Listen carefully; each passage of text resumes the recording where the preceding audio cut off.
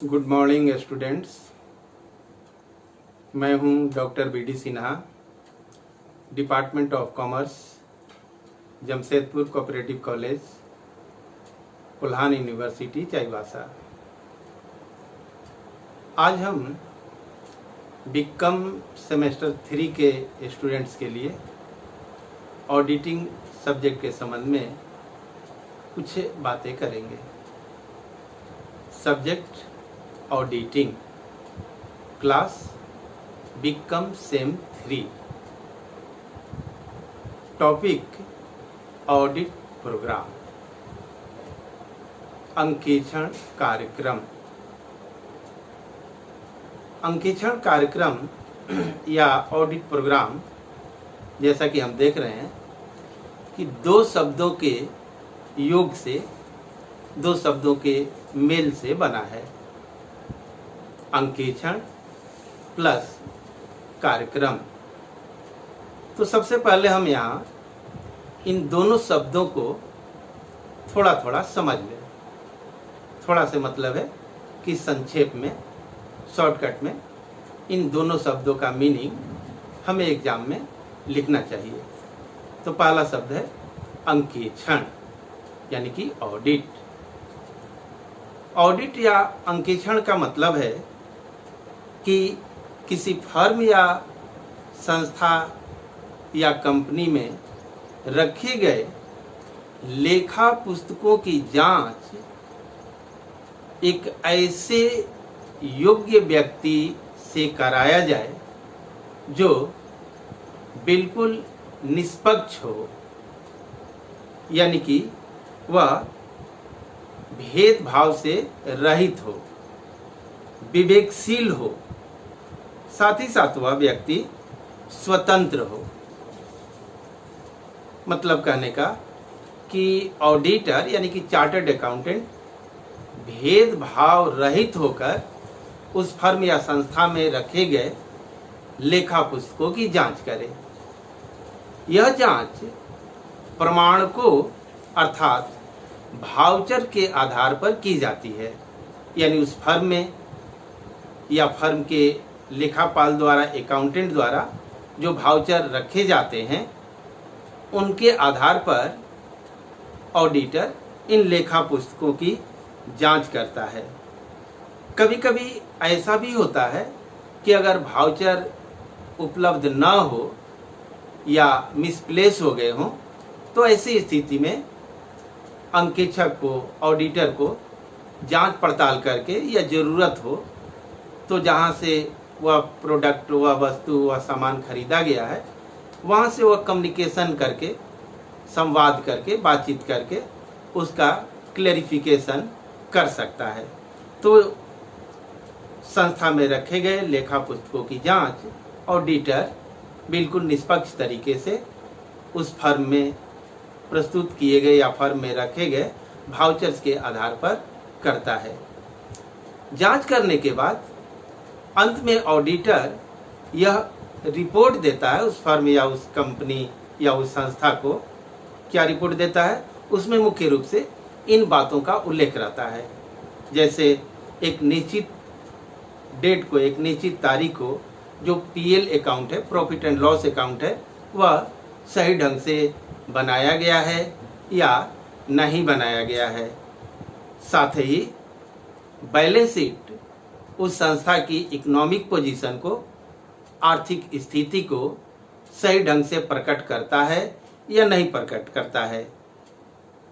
इसके साथ साथ ऑडिटर इस बात पर भी ध्यान देता है कि जो लेखा पुस्तकें उस संस्था में रखी गई हैं या जिस अकाउंटिंग सिस्टम को फॉलो किया जा रहा है, वह अकाउंटिंग सिस्टम नियमानुसार, अकॉर्डिंग टू लॉ, या कंपनी की बात करेंगे तो अकॉर्डिंग टू कंपनीज एक्ट, नियमानुसार वो तैयार किए गए हैं या नहीं तैयार किए गए हैं।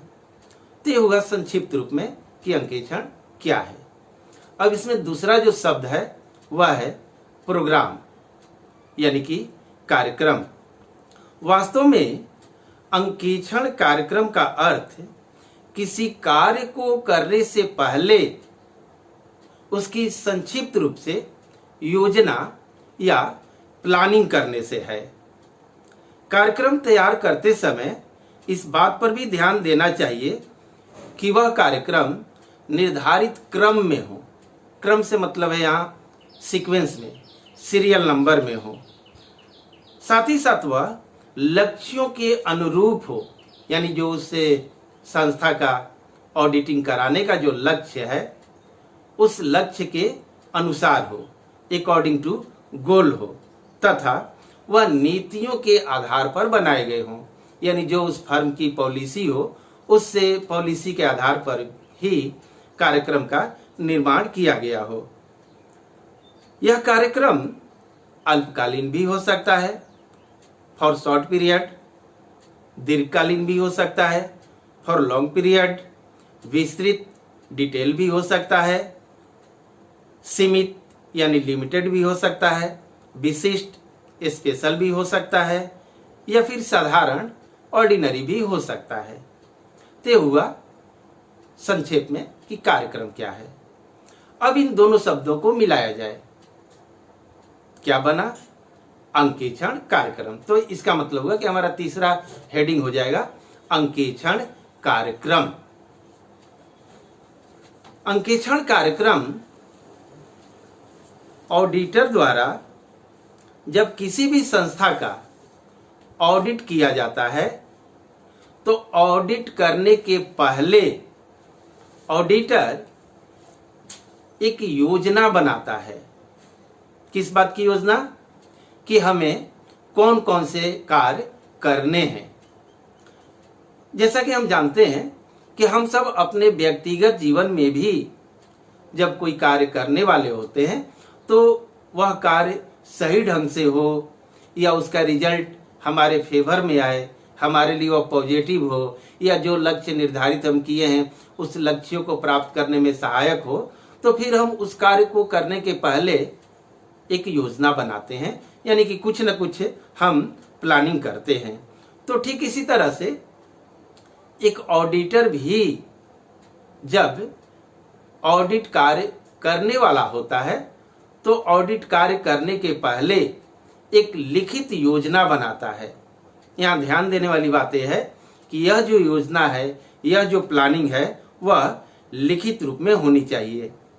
इस योजना में ऑडिटर द्वारा किए जाने वाले कार्य की पूरी रूपरेखा, उसका पूरा स्ट्रक्चर दिया रहता है। इसको बनाने का मकसद यह होता है कि कोई भी कार्य करने से छूट ना जाए। अर्थात जब ऑडिटर ऑडिट कार्य करने के लिए उस फर्म या संस्था में जाए तो ऐसा ना हो कि आधा कार्य वो कंप्लीट कर ले और आधा कार्य छूट जाए। तो इससे बचने के लिए ऑडिटर क्या करता है कि कार्य करने के पहले उस कार्य के बारे में पूरी योजना या पूरी प्लानिंग या पूरा उसका स्ट्रक्चर या पूरा उसका रूपरेखा तैयार कर लेता है, ताकि कार्यों को परफॉर्म करने में, कार्यों को पूरा करने में, कार्यों का निष्पादन करने में उसे सुविधा हो।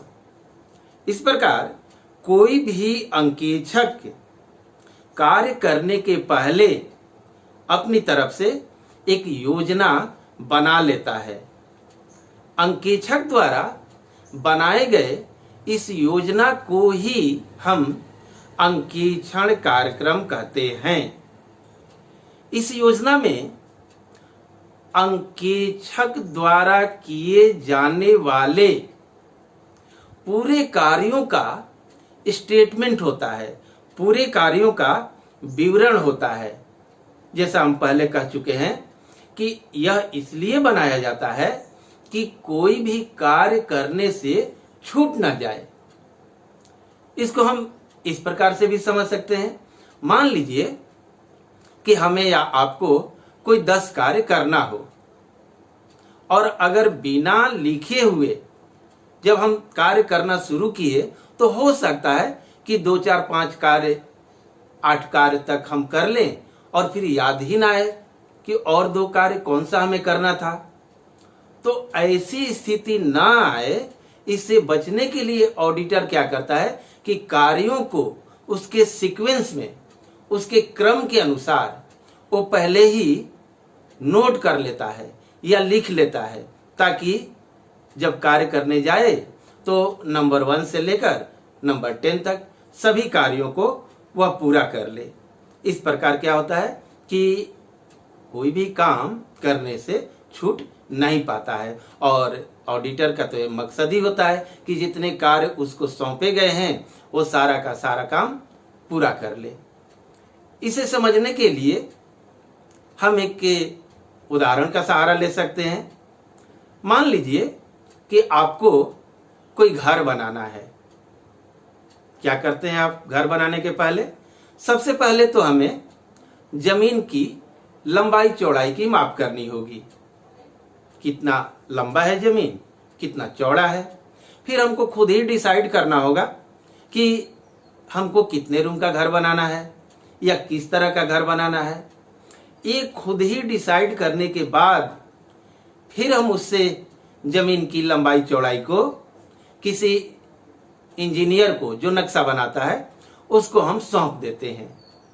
इंजीनियर आपके द्वारा सौंपे गए जमीन को देकर या जमीन की लंबाई चौड़ाई को देकर आपके लिए घर का नक्शा तैयार करता है, जिस नक्शे में वह स्पष्ट करता है कि इस घर को किस प्रकार बनाया जाएगा, इसको बनाने में कितना समय लगेगा, इसको बनाने में कितना ईंट, कितना बालू, कितना सीमेंट, कितना रॉड, कितने लेबर लगेंगे, और फाइनली इस घर को तैयार करने में टोटल एक्सपेंसेज, कुल खर्च कितना आएगा।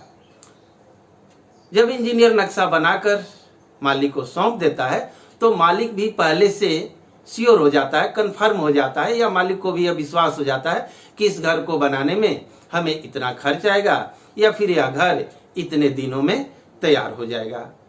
ठीक उसी प्रकार से जब कोई ऑडिटर अपना ऑडिट वर्क करने वाला होता है तो ऑडिट वर्क करने के पहले उस कार्य के संबंध में अपनी तरफ से प्लानिंग कर लेता है या अपनी तरफ से योजना बना लेता है, ताकि उसे फ्यूचर में, भविष्य में कार्य करते समय किसी परेशानी का सामना न करना पड़े।